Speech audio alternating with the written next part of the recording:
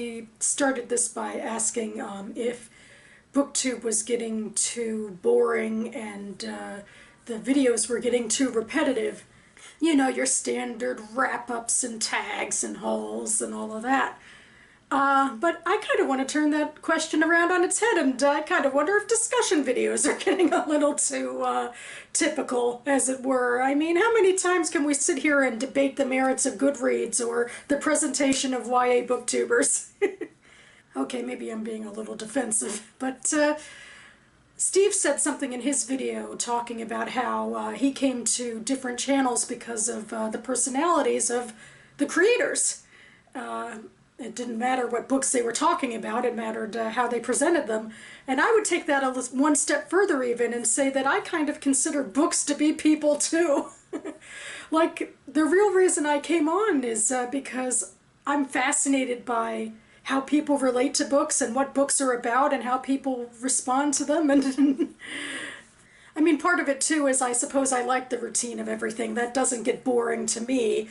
I don't think, oh God, another TBR. I'm like, oh, well, it's Friday, so there's another Friday Reads, or oh, it's the beginning of the month, so there's a TBR and a wrap-up, and it feels kind of nice and comforting. And again, what I love is how even when books have similar themes and cliches, I still think every book has something unique about it, and people often relate to books really in unique ways. And I'm fascinated by the fact that BookTube chronicles like our relationship with a book. Like, you can start with the book haul or the book TBR and understand why people picked up a certain book, what they're hoping to get out of it. And then we go to the wrap-up videos where we get a quick little synopsis of how the reading experience went. And then for something that elicits stronger feelings, we get a review. And I just find it all very fascinating because I love the idea of books and how people relate to them. And I guess I'm also kind of concerned about the pejorative to always do something unique or original. Kind of like Steve, again, I agree that original's kind of overrated. And more to the point, what does that say about what we're doing on our channels? I mean, are we always, is the point of all of this just to one-up ourselves constantly? To be reactive in that way?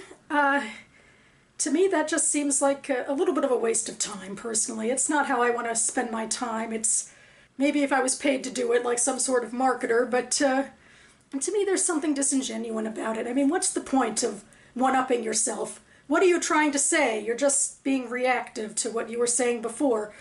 I just want to talk about books. I want to be genuine about my feelings about books and the reading experience and what I'm going through in my life. It's kind of like what I was saying in my last video about shocker value in fiction, in short stories and in longer works, what have you, and how I'm much more interested in things that are quieter and I guess more ordinary, more simple, and to find the complexity in that sort of thing. So that's what I see in these repetitive videos, finding nuance in something that is part of our ordinary reading lives on BookTube. That being said, I do agree with something that did bring up in his video about reading challenges and how people crop up with their own unique reading challenges to try to get people to join on YouTube. And I don't do that because I'm such a small fry booktuber that I feel like I could never get the clout.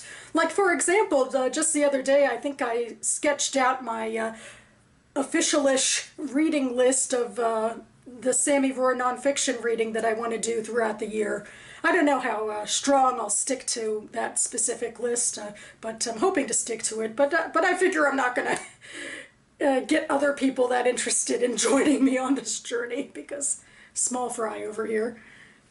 But I like the idea of, if you're going to start a reading challenge, that you're as interested in joining other people's challenges as you are in leading them.